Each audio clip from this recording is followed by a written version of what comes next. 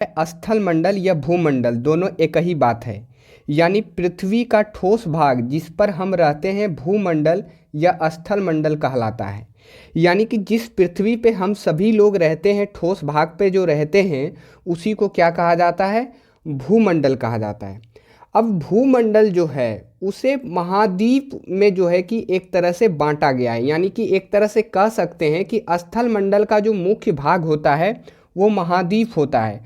और ये महाद्वीप जो है ये कुल 7 प्रमुख महाद्वीप हैं, जिसको मैं एक एक करके बता रहा हूँ। जैसे पहला एशिया है, फिर अफ्रीका, फिर उत्तरी अमेरिका, दक्षिणी अमेरिका, अंटार्कटिका, यूरोप, ऑस्ट्रेलिया, इसे ओशिनिया भी कहा जाता है। तो मैंने यहाँ क्या किया है कि यहाँ एक सीक्वेंस से मैंने महाद्वीपों को सजा के आप लोगों के सामने प्रस्तुत किया है, ताकि आप लोग ध्यान रखें। यहाँ मैंने सबसे बड़ा, फिर उससे छोटा, फिर उससे छोटा, इस तरीके से सजाया है। तो पृथ्वी पर 7 प्रमुख महाद्वीप हैं। यानी कि आपसे एग्जाम में यदि पूछा जाए कि कुल कितने कॉन्टिनेंट हैं, तो आपको ध्यान रखना है कि कुल 7 महाद्वीप हैं। अब मैं आप लोगों को थोड़ा सा लोकेशन में बता देता हूँ कि ये 7 महाद्वीप जो है वो कहाँ कहाँ है। तो आप सबसे पहले यहाँ मैप में देख सकते हैं, ये विश्व मानचित्र है। यहाँ आप देख सकते हैं ये हमारा एशिया महाद्वीप है, फिर ये हमारा यूरोप महाद्वीप है, फिर हमारा अफ्रीका है, फिर हमारा उत्तरी अमेरिका है, फिर हमारा दक्षिणी अमेरिका है, फिर हमारा ऑस्ट्रेलिया है, और फिर हमारा अंटार्कटिका है। आप शायद विश्व मानचित्र को देखते होंगे तो इन सभी नामों से आप परिचित होंगे। तो ये कुल जो है वो 7 महाद्वीप हैं। तो अब हम लोग सबसे पहले एशिया महाद्वीप के बारे में जानेंगे। तो विश्व का सबसे बड़ा महाद्वीप है, यानी कि एशिया महाद्वीप जो है वो क्षेत्रफल की दृष्टिकोण से यदि देखा जाए तो विश्व का ये सबसे बड़ा महाद्वीप है। ये आपको ध्यान रखना है। आप वैसे यहाँ देख भी सकते हैं ये क्षेत्रफल में कितना बड़ा है, इतना बड़ा है। यानी कि सभी महाद्वीपों में एशिया जो है वो सबसे बड़ा महाद्वीप है। यह पृथ्वी के कुल क्षेत्रफल के 1/3 भाग में फैला है। यानी कि लगभग देखें तो 30% भूमि पर सिर्फ एशिया महाद्वीप ही पाया जाता है। एशिया महाद्वीप से होकर कर्क रेखा गुजरती है।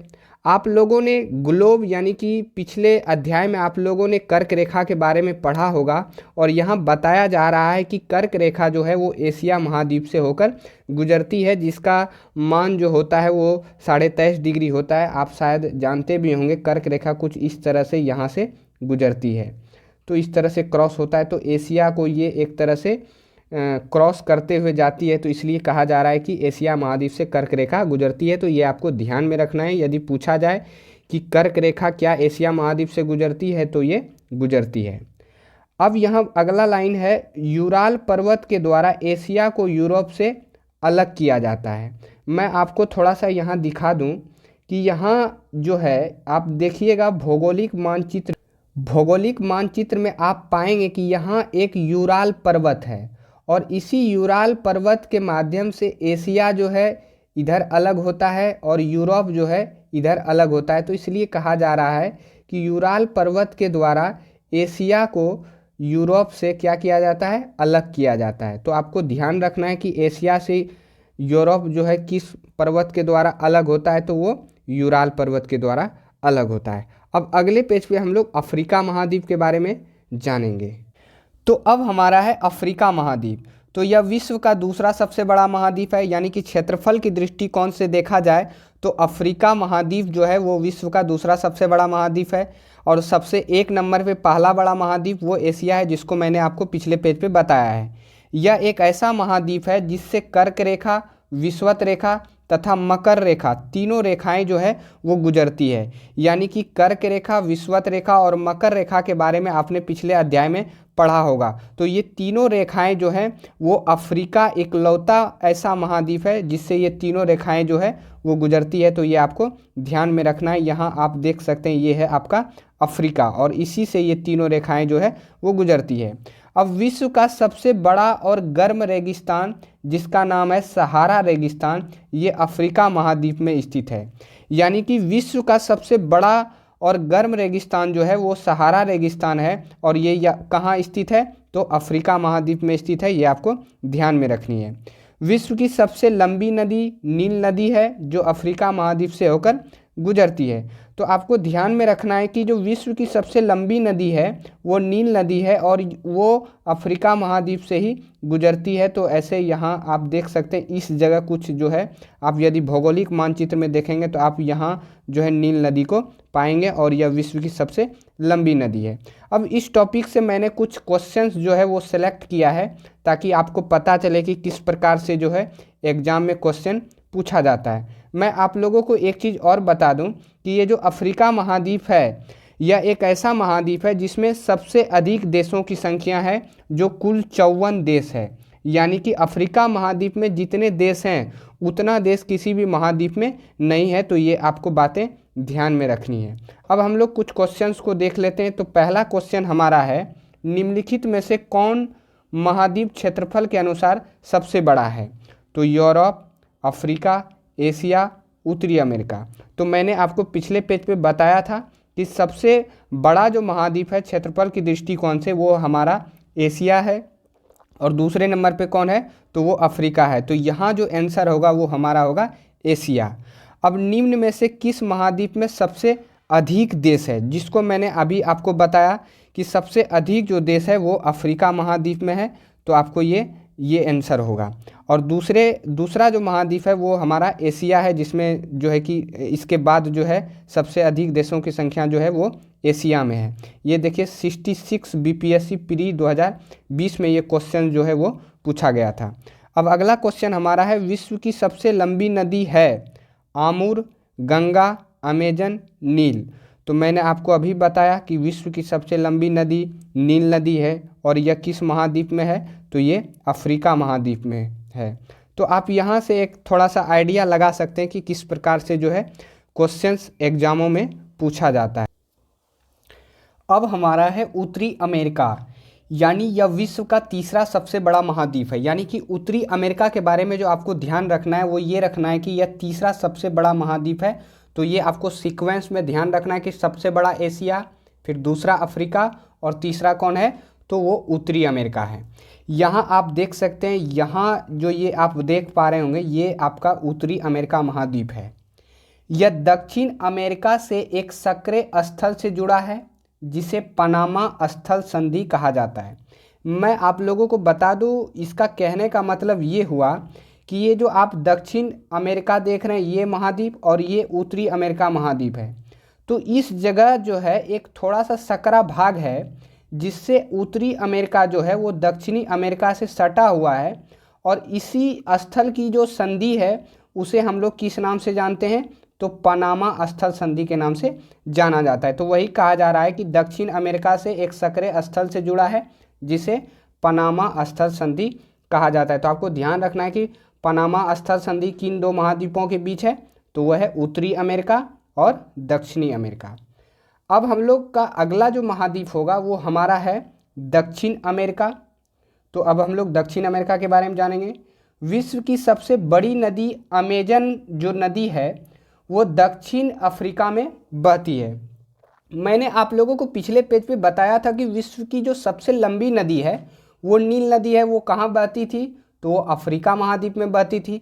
लेकिन यहाँ बड़ी बोल रही है, तो ये आपको ध्यान रखना है, कंफ्यूज नहीं होना है कि बड़ी नदी जो है वो अमेजन है और लंबी कौन है? तो वो नील है। और ये जो अमेजन नदी है ये कहाँ है?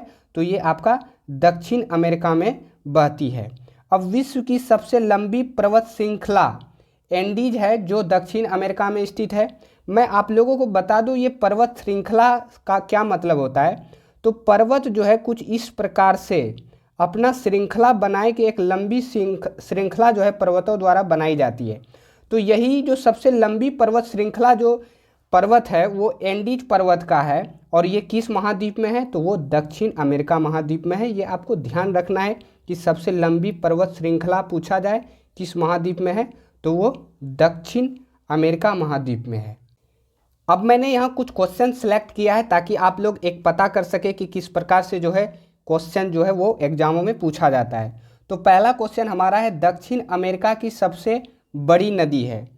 तो नील, अमेजन, मिसिसिपी, गंगा। तो आपको ध्यान रखना है कि ये बड़ी, मैंने आप लोगों को बताया कि विश्व की सबसे लंबी नदी कौन सी है? तो वो नील नदी है। और ये किस महाद्वीप में है? तो अफ्रीका महाद्वीप में है। और विश्व की सबसे बड़ी नदी कौन है? तो वो अमेजन है। और ये किस महाद्वीप में है? तो ये दक्षिण अमेरिका महाद्वीप में है। तो यदि ये विश्व की सबसे बड़ी नदी है तो दक्षिण अमेरिका का तो स्वाभाविक सी बात है कि बड़ा नदी होगा ही होगा। तो यहाँ जो इसका राइट आंसर वो होगा अमेजन, यानी कि ये बी राइट आंसर होगा। अब दूसरा क्वेश्चन है, विश्व की सर्वाधिक लंबी पर्वत श्रृंखला। तो हिमालय, एंडीज, रॉकी, यूराल। तो मैंने आप लोगों को अभी बताया कि एंडीज जो है वो सर्वाधिक लंबी पर्वत श्रृंखला है, जो कि कहाँ है? तो वो दक्षिण अमेरिका में है। ये आपको ध्यान। अब अगला महाद्वीप हमारा है यूरोप। तो अब हम लोग यूरोप को देखेंगे। तो आपको मैं यहाँ बताने से पहले आप लोगों को यूरोप को मैं मैप पे दिखा देना चाहता हूँ कि यूरोप कहाँ है। तो आप देख सकते हैं यूरोप महाद्वीप जो है वो यहाँ है और इसका एरिया कुछ इस तरह से इतना जो है घिरा हुआ है। अब इसकी जो खास बात है मैं आप लोगों को बता दूं कि यह महाद्वीप जो है वो एशिया के पश्चिम में है। आप देख सकते हैं कि यहाँ जो है वो एशिया महाद्वीप है और इसके पश्चिम में ये आपका यूरोप महाद्वीप जो है वो पड़ता है। आप लोगों ने पिछले अध्याय में पढ़ा होगा कटिबंध के बारे में, जिसमें आप लोगों ने पढ़ा होगा कि पृथ्वी के बीचों बीच एक रेखा खींची गई है जो कि हमारा है विषुवत रेखा, और उसके ऊपर एक रेखा खींची गई है उसका नाम है कर्क रेखा, जिसका मान 23.5 डिग्री है। और उसके जस्ट ऊपर समानांतर एक और रेखा होगी जिसका नाम है आर्कटिक रेखा, जिसका मान होता है 66.5 डिग्री। तो ये जो आर्कटिक रेखा है जिसका मान 66.5 डिग्री है, ये यूरोप महाद्वीप से होकर गुजरती है। तो ये आपको ध्यान में रखना है कि कौन सी रेखा यूरोप महाद्वीप से होकर गुजरती है, तो वो आर्कटिक रेखा है। मैं आप लोगों को एक चीज़ और बता दूं कि ये जो यूरोप महाद्वीप है ये 3 तरफ से जल से घिरा हुआ है। जैसा कि आप यहाँ देख सकते हैं, इस जगह हमारा अंध महासागर है, फिर इस जगह आप देखिएगा तो एक महासागर है, और इस जगह भी जो है वो पानी है और एक महासागर है, और इधर से ये थोड़ा सा भूमि से सटा हुआ है। तो इसलिए यूरोप एक ऐसा महाद्वीप है जो 3 तरफ से जल से घिरा हुआ है। तो ये आपको पॉइंट जो है वो ध्यान में रखना है। वैसे अब जो इसके बारे में इम्पोर्टेंट बातें हैं वो मैं आप लोगों को बता दूं कि यूरोप इस महाद्वीप की सबसे लंबी नदी जो है वो वोल्गा है। तो आपको ध्यान रखना है कि यूरोप महाद्वीप की जो सबसे लंबी नदी है वो कौन सी नदी है? तो वोल्गा नदी है। और इस महाद्वीप के संपूर्ण क्षेत्रफल का मैदानी भाग का प्रतिशत सर्वाधिक है। यानी कि यूरोप महाद्वीप एक ऐसा महाद्वीप है, यदि पूरे यूरोप महाद्वीप का यदि क्षेत्रफल हम लोग देखें तो यहाँ सबसे ज़्यादा प्रतिशत जो है वो मैदानी भाग है। मैदानी भाग आप शायद समझ रहे होंगे, जो समतल होता है, जो मिट्टी वाला एरिया होता है, उसी को हम लोग क्या बोलते हैं? मैदानी भाग बोलते हैं। तो ये सिर्फ यूरोप महाद्वीप में इसके क्षेत्रफल से अधिक जो है वो मैदानी भाग पाया जाता है। अब अगला महाद्वीप जो हमारा है वो है ऑस्ट्रेलिया। तो हम लोग ऑस्ट्रेलिया को देखेंगे, जिसे ओशिनिया भी कहा जाता है। तो यह विश्व का सबसे छोटा महाद्वीप है और ऑस्ट्रेलिया महाद्वीप को द्वीपीय महाद्वीप कहा जाता है। अब आप लोगों को मैं थोड़ा ऑस्ट्रेलिया महाद्वीप को थोड़ा सा मैप में दिखा दूं। यहाँ आप देख सकते हैं ये आपका ऑस्ट्रेलिया महाद्वीप है और ये विश्व का सबसे छोटा महाद्वीप है। यानी कि 7 महाद्वीप में यदि बात करें तो सबसे छोटा कौन है? ऑस्ट्रेलिया। और सबसे बड़ा कौन है? तो वो एशिया है। अब इसे द्वीपीय महाद्वीप इसलिए कहा जाता है क्योंकि ये जो महाद्वीप है ऑस्ट्रेलिया महाद्वीप, ये चारों तरफ से महासागरों और समुद्रों से घिरा हुआ है। इधर देखिएगा तो आपको महासागर मिलेगा, इधर समुद्र मिलेगा। तो इस वजह से इसे द्वीपीय महाद्वीप के नाम से भी जाना जाता है। ये आपको ध्यान रखनी है। अब अगला जो महाद्वीप है हमारा वो है अंटार्कटिका। तो मैं आप लोगों को बता दूं कि यह एक ऐसा महाद्वीप है जहां हमेशा जो है बर्फ़ जमा रहता है। मैं आपको अभी बताऊंगा कि क्यों जमा रहता है। यहाँ स्थानीय मानव निवास नहीं करता, यानी कि इस महाद्वीप पे कोई भी स्थानीय मानव जो है वो रहना नहीं होता है, क्योंकि यहाँ हमेशा बर्फ़ जो बना रहता है। तो इस वजह से यहाँ अस्थाई निवास जो है वो नहीं होता है।